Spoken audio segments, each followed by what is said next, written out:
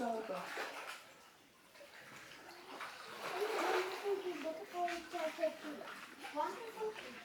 Yung enchanted cave doon, mas malaki ba yung tatlo? Ha? Tatlo.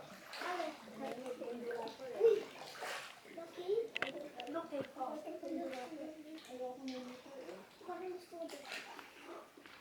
Kaso ka lang, malayo pa doon. Sabi sa akin nila.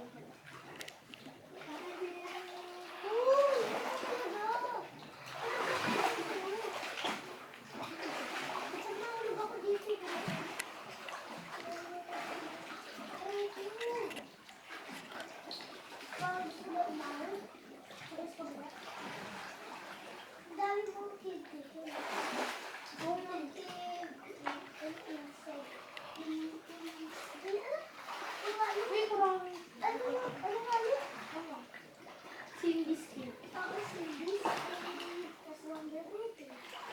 Tapos ano ko? Yung Puraray cave sa Caloocan po.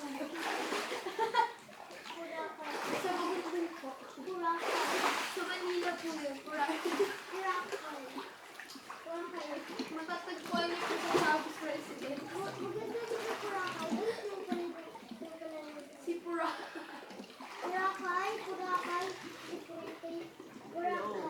So we're at Enchanted Cave. Enchanted Cave. Yeah, it's a privately owned cave. The cave is in a private property. So the entrance fee is 100 pesos. Quite steep, but it's okay because the cave is clean. So I've done this is my second time to do cave swimming. The first one is in Andabohol.